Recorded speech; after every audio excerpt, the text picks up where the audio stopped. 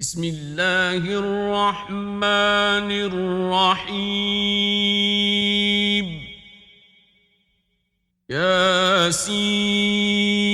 ياسين والقرآن الحكيم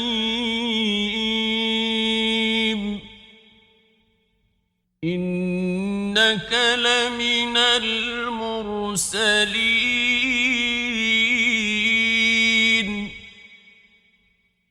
على صراط مستقيم تنزيل العزيز الرحيم لتنذر قوما ما أنذر آباؤهم فهم غافلون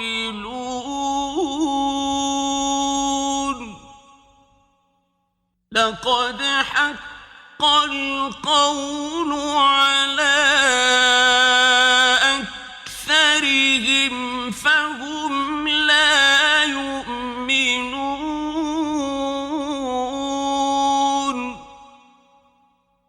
إنا جعلنا في أعناقهم أغلالا فهي إلى الأذقان فهم مقمحون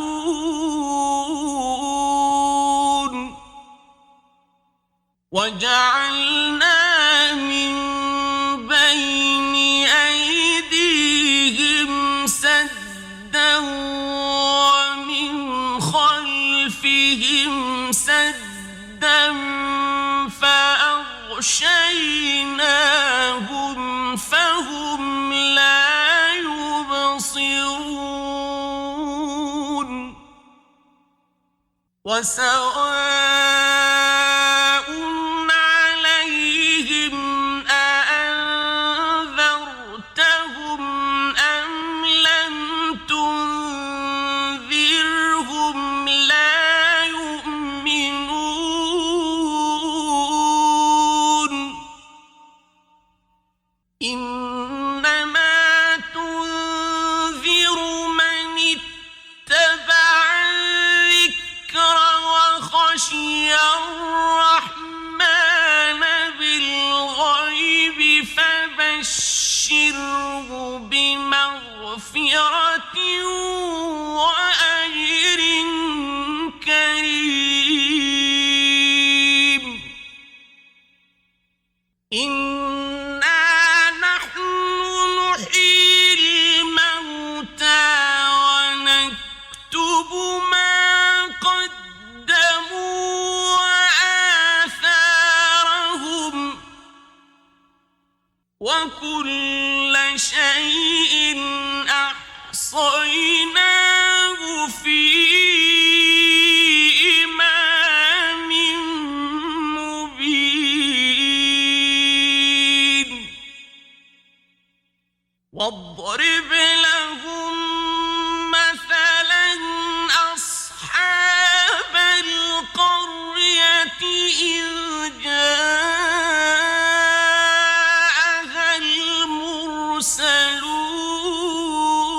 المرسلون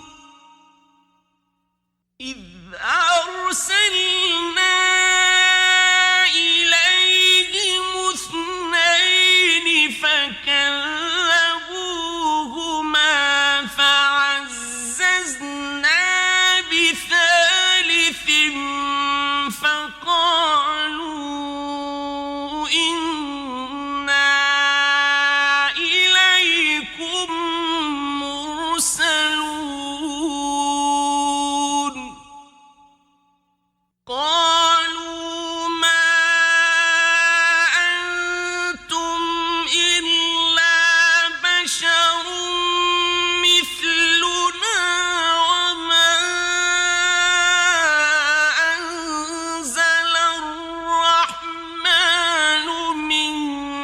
شيء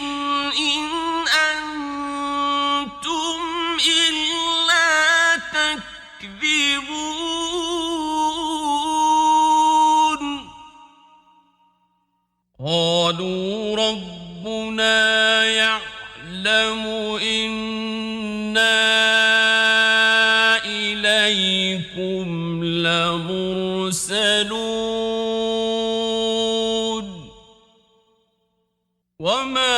علينا إلا البلاغ المبين قالوا إنا تطيرنا بكم لئن لم تنتهوا لنرجمنكم وليمسنكم منا عذاب أليم قالوا طائركم معكم أئن ذكرتم بل أنتم قوم مسرفون وجاء من أقصى المدينة رجل يسعى قال يا قوم اتبعوا المرسلين اتبعوا من لا يسألكم أجرا وهم مهتدون وما لي لا أعبد الذي فطرني وإليه ترجعون أأتخذ من دونه آلهة إن يردني الرحمن بضر لا تغن عني شفاعتهم شيئا ولا ينقذون إني إذا لفي ضلال مبين إني آمنت بربكم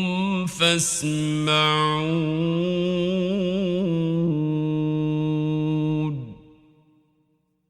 قيل ادخل الجنة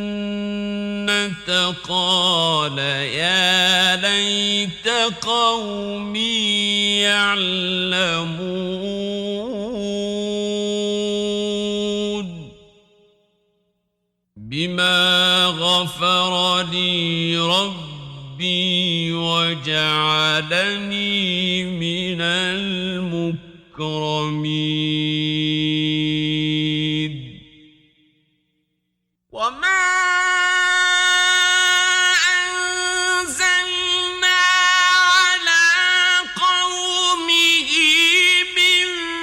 بعده من جند من السماء وما كنا منزلين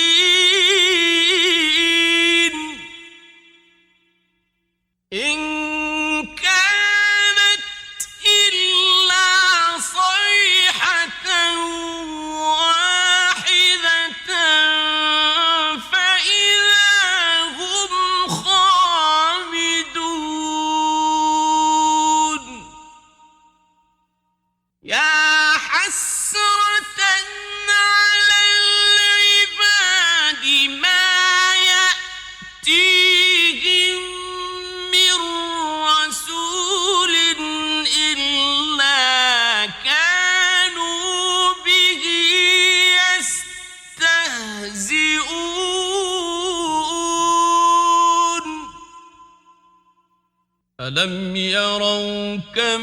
أهلكنا قبلهم من القرون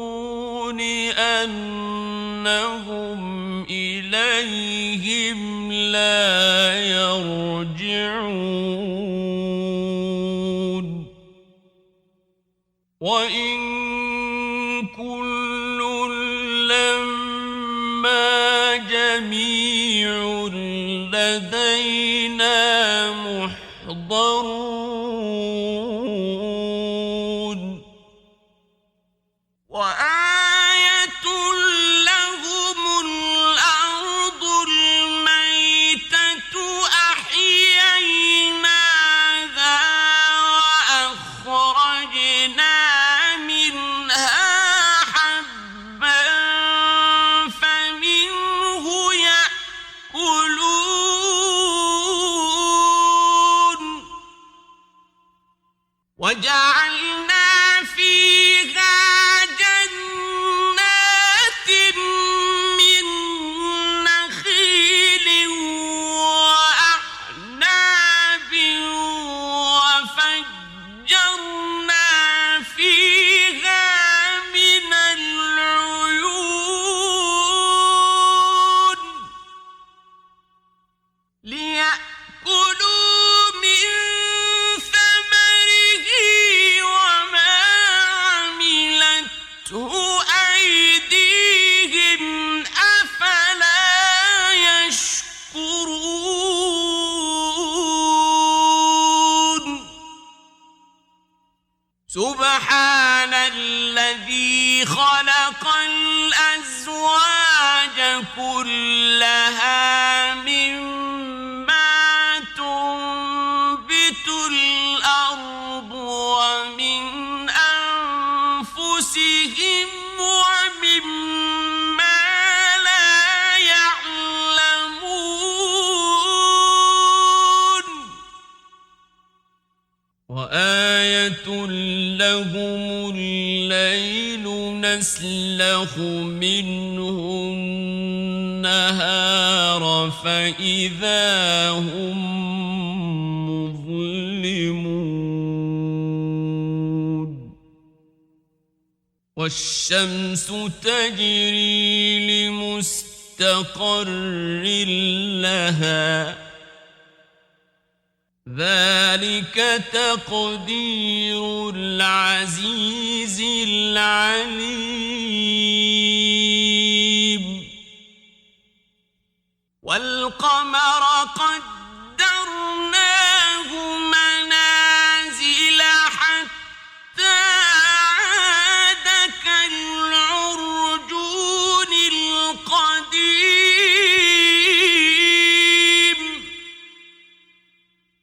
لا الشمس ينبغي لها أن تدرك القمر ولا الليل سابق النهار وكل في فلك يسبحون وآية لهم أنا حملنا ذريتهم في الفلك المشحون وخلقنا لهم من مثله ما يركبون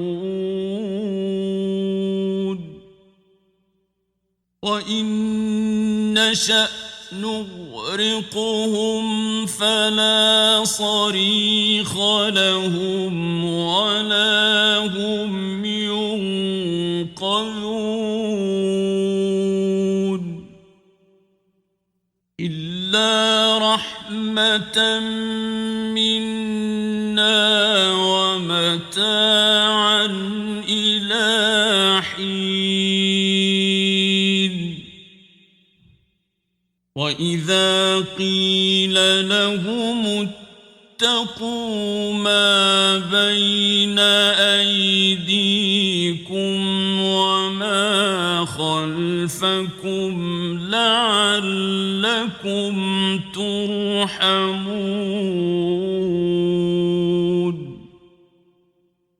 وما تأتيهم من آية من آيات ربهم إلا كانوا عنها معرضين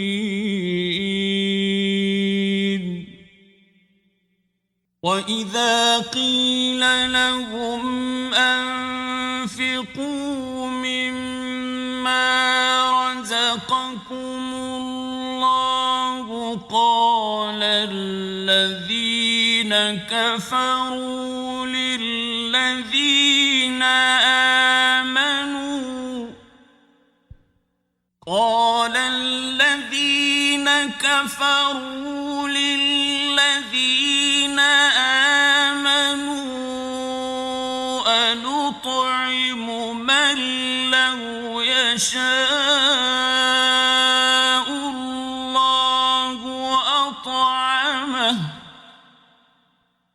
أنطعم من لو يشاء الله أطعمه إن أنتم إلا في ضلال مبين ويقولون متى هذا الوعد إن كنتم صادقين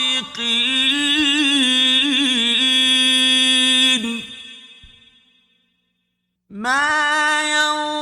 ينظرون إلا صيحة واحدة تأخذهم وهم يخصمون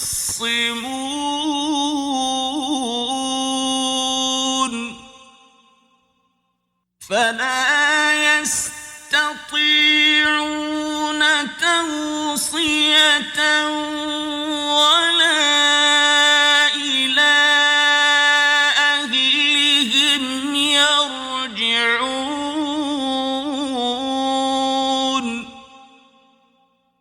ونفخ في الصور فإذا هم من الأجداث إلى ربهم ينسلون قالوا يا ويلنا من بعثنا من مرقدنا هذا ما وعد الرحمن وصدق المرسلون إن كانت إلا صيحة واحدة فإذا هم جميع لدينا محضرون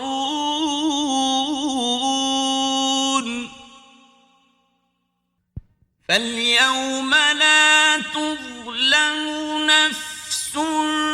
شيئا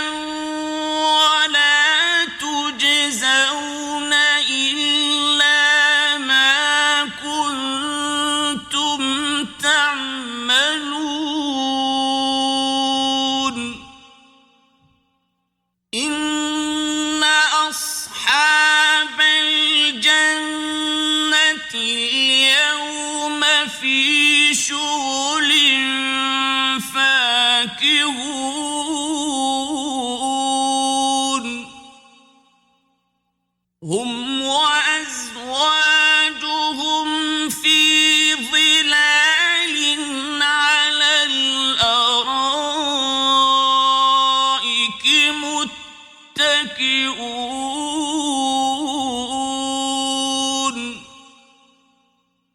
لهم فيها فاكهة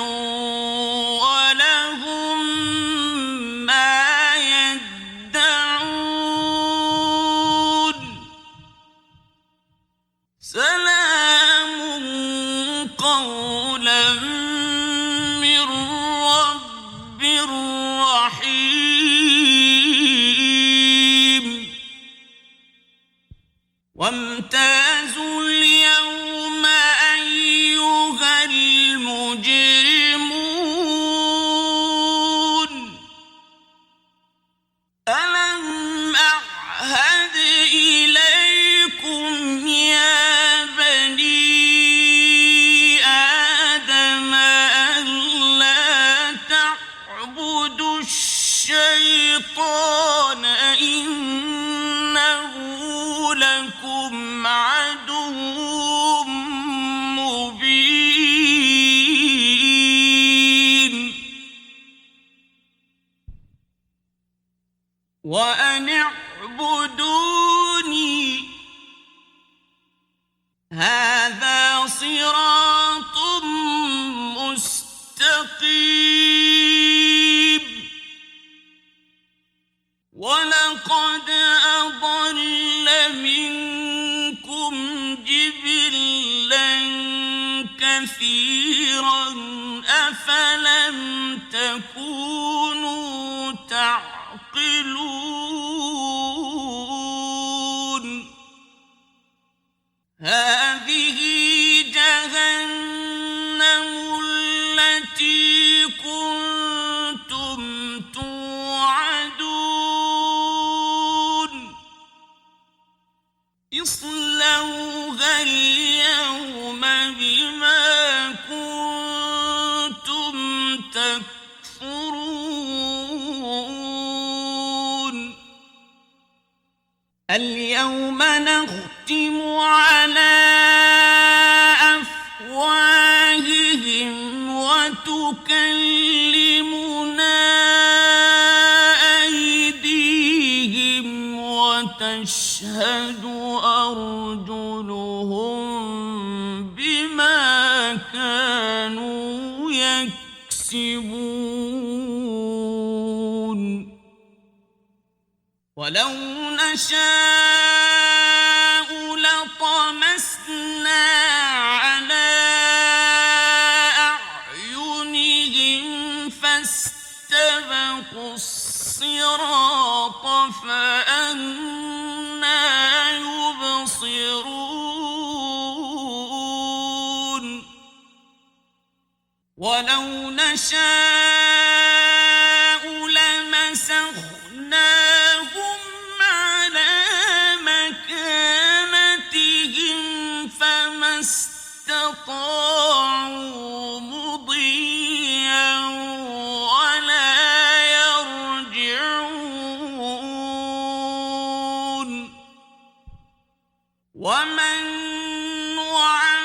نعمره ننكسه في الخلق أفلا يعقلون وما علمناه الشعر وما ينبغي له إن هو إلا ذكر وقرآن مبين لينذر من كان حيا ويحق القول على الكافرين أولم يروا أنا خلقنا لهم مما عملت أيدينا أنعاما فهم لها مالكون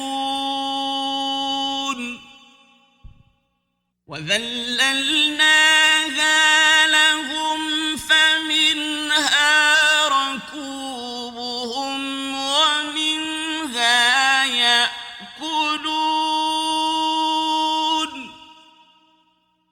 ولهم فيها منافع ومشارب أفلا يشكرون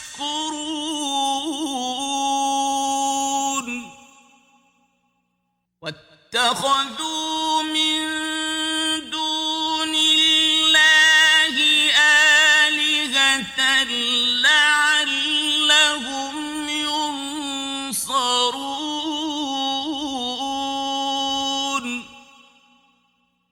لا يستطيعون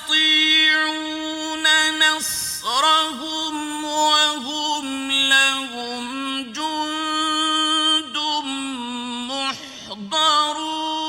محضرون فلا يحزنك قولهم إنا نعلم ما يسرون وما يعلنون أولم ير الإنسان أنا خلقناه من نطفة فإذا هو خصيم مبين وضرب لنا مثلا ونسي خلقه قال من يحيي العظام وهي رميم قل يحييها الذي أنشأها أول مرة وهو بكل خلق عليم الذي جعل لكم من الشجر الأخضر نارا فإذا أنتم منه توقدون أوليس الذي خلق السماوات والأرض بقادر على أن يخلق مثلهم بلى وهو الخلاق العليم إنما أمره إذا أراد شيئا أن يقول له كن فيكون فسبحان الذي بيده ملكوت كل شيء وإليه ترجعون